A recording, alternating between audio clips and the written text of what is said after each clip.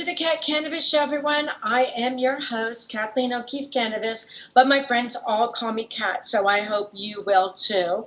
I am the author of Dreams That Can Save Your Life with Dr. Larry Burke and Surviving Cancerland, and my latest book is Chaos to Clarity. Oh, you know what? And I stuck it over here. Shoot. Chaos to Clarity, the other one back there. And our treat for you tonight is we have one of the contributing authors in the book with us.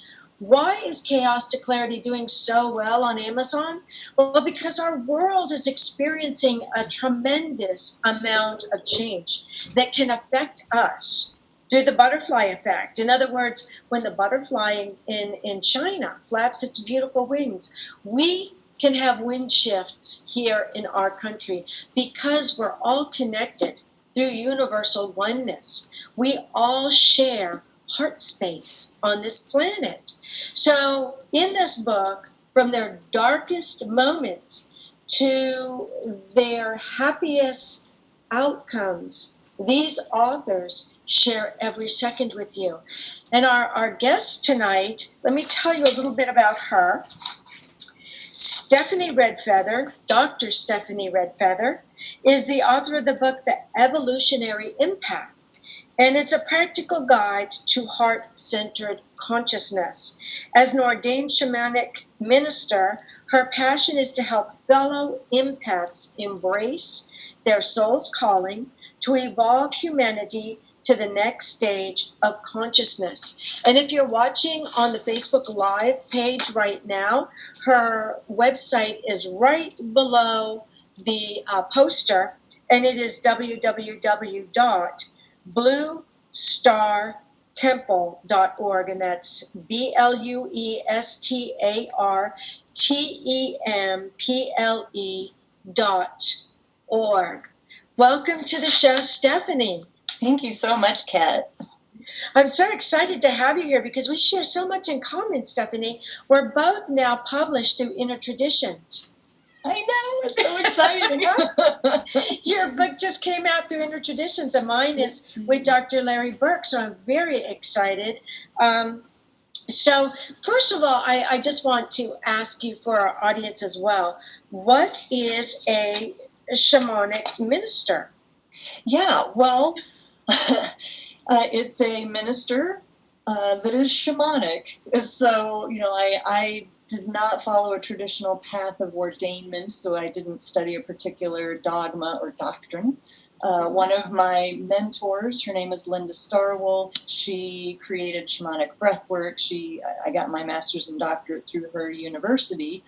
She practices shamanic consciousness, and as part of certification through some programs I did with her, I also received ordainment, and I'm also ordained through another organization from 2005. But shamanic minister means there was a certain amount of study that we did in this program of shamanic principles or living in shamanic consciousness. And so I'm by no means a traditional reverend. Mm-hmm.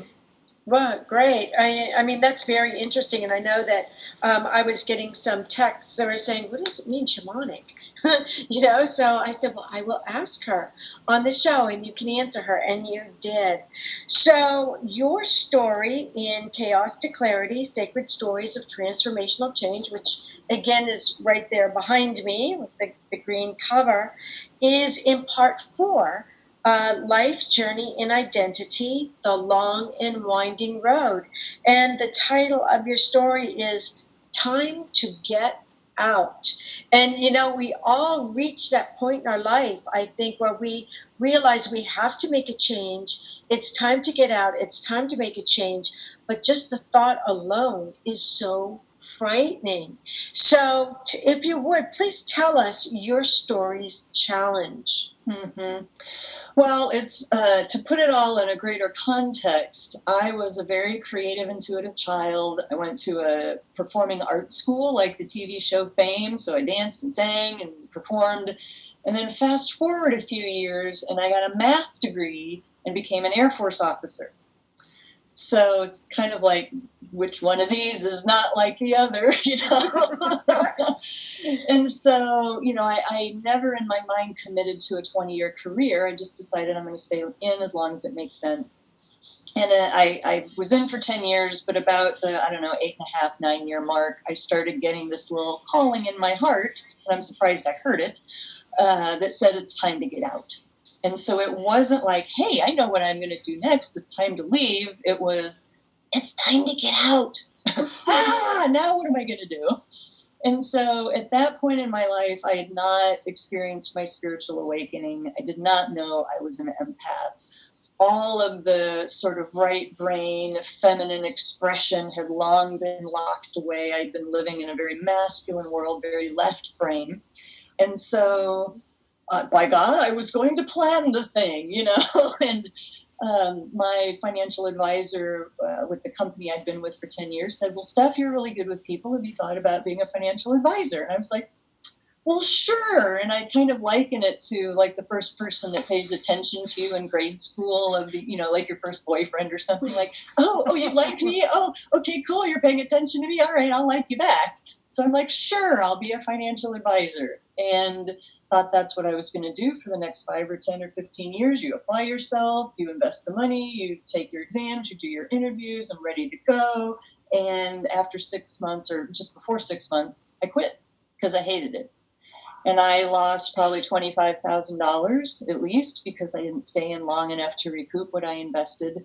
And that is what really launched me full force into my spiritual awakening. Read Dark Night of the Soul, or in shamanic terms, my dismemberment, my time in, death and rebirth. So that was what precipitated that. Goodness. And so, what was the positive outcome that happened from all this? Did you stay down there, or did you bounce up? Did you come out of that dark night of the soul? It was a 5-year bounce. So I have described that 5-year period as living 100 years in the space of 5, because I was moving through so much density, sloughing off so much of me that didn't fit anymore, redefining everything. I call that period of time the spiritual crucible, because I was just getting cooked down, like in metallurgy, where you heat up a metal and the impurities are burned off. I mean, I was getting completely transformed into another substance, and it was agonizing. It was confusing. It was painful. I was lost. I didn't have skills. There was so much that I didn't understand. There was plenty of cussing at God and gnashing of teeth. And been there, done that. Yeah. And by the time I exited the spiritual crucible, where I sort of, like stumble out, like, whew, okay, I look around, okay, I haven't died, where am I? Let me get my bearing. I realized that I had gained some wisdom, that I had perspective and understanding. I was able to kind of step out of that and still have some dignity as well as purpose. And I heard a very clear calling in my heart that, that's when I began my business, because if I could make somebody else's time in the spiritual crucible easier, shorter, support them, help them understand what's happening, then my heart compelled me to do that. And so what I got out of that was me, my authentic self in my bearing and my soul calling. So do you think that you would have reached that place without going through that dark night of the soul? I think, my spirit and my soul were dedicated enough to this experience that if it didn't happen then, it was going to happen. And so, for those who play with astrology, I have 4 planets in Scorpio. So talk about intensity and playing with life force and death and rebirth mysteries and all of that. It's like I am an intensity junkie. I have to kind of be careful of that. And so I know it would have happened, the timing might have been different. The grace with which I went through it might have been different, but it happened the way it happened. And I've gotten to the point where I wouldn't change a thing. Interesting. So, what are you doing now to live the change and help others through your change now? How are you taking all of that information and bringing it into the now and using it for others? Well, I've had my spiritual business for almost 13 years. And so over that time, what I've done has, of course, morphed. But the methods I use, I work with clients one-on-one, I offer workshops, I offer multi-month initiatory processes. I also offer products and tools that support people. But I have a lot of tools in my tool bag. I'm a Reiki master. I'm a shamanic practitioner. I have a lot of other certifications and modalities that I use. And it's, the term velvet hammer kind of applies to my way, because it's like, listen, I don't do spirituality light. It's like, if you want to come to me, you need to be ready to go there, and I'm ready to go there with you. And I think that's part of the gold in going to such dark, deep, scary, frightening, intense places is I'm not afraid to go to that place with you. And share perspective. I'm going to hold space for you, and I'm going to love you while you're going through it, but I'm going to call you on your BS. I'm going to suggest some other perspectives and ideas. I'm going to give you tools. I'm going to take you through experiences. So I work very intuitively. I don't have a prescribed protocol that I use with people. So in your story, you were always talking about, you felt like you always needed to be hit across the forehead with a 2x4. And I understand that, because I'm the same way. I'm very much like that, So how do you still feel that way? Are you still hit over the forehead with a 2x4? I don't. I mean, my entire way of interacting with the world has changed. It helps me to frame this in terms of masculine and feminine energies. I was very much in my masculine energy before. Part of my spiritual awakening was reclaiming the feminine, which means turning back on my intuition, my ability to listen to myself, and through the process, trust myself. And so, I usually can hear when it's, a whisper or an elbow in the ribs, as opposed to the 2x4 across the forehead. I know. I'm the same way. I really am much the same way. So let me ask you: Did dreams play any part in your decisions, or your healing, or the choices that you made, or the changes that you made? Did you have any dreams that led you in any way, shape, or form?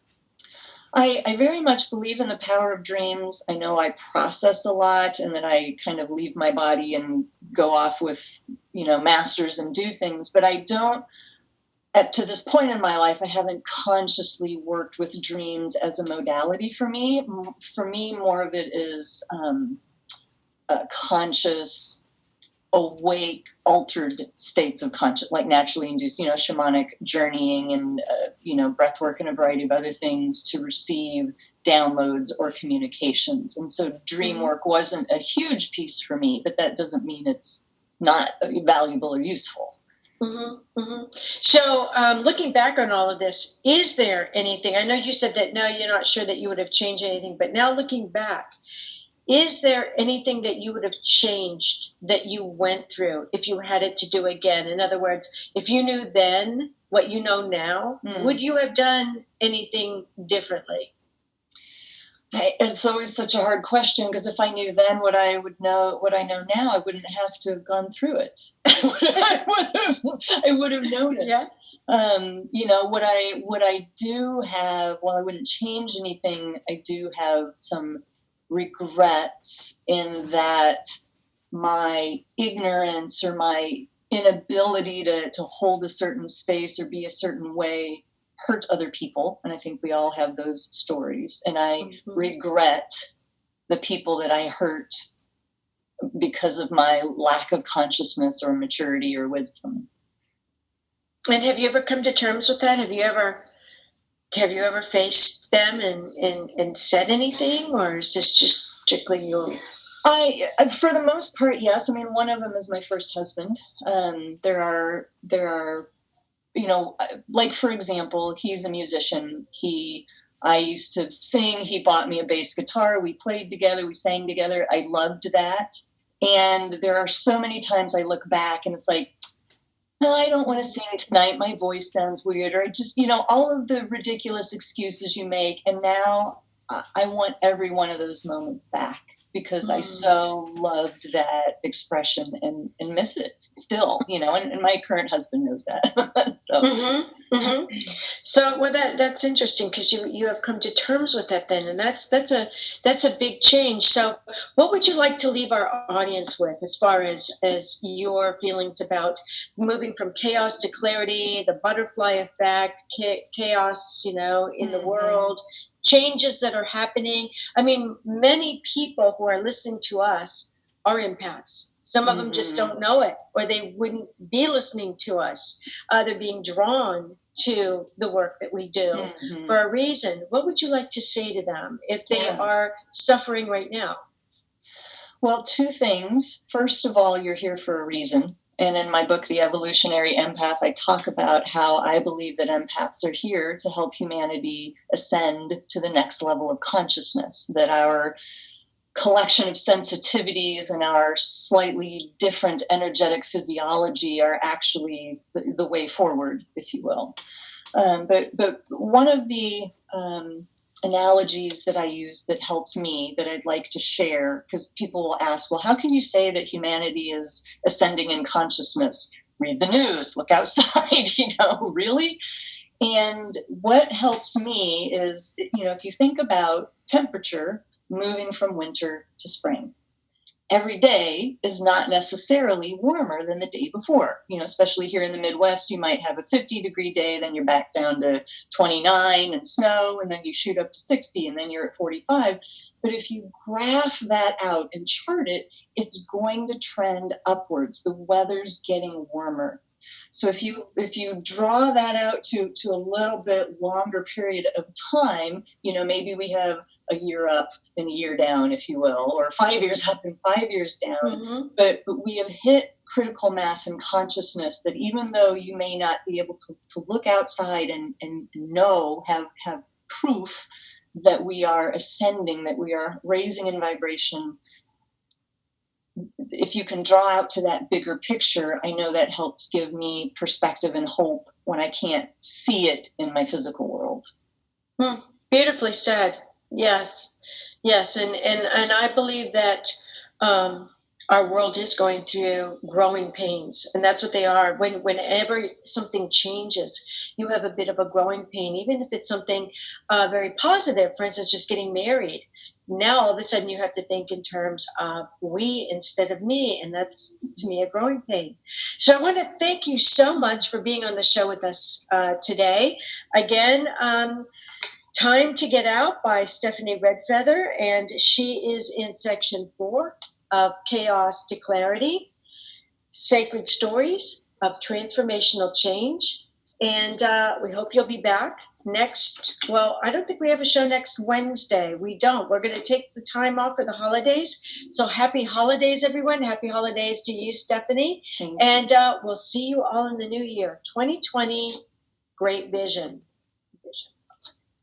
Good night, everyone.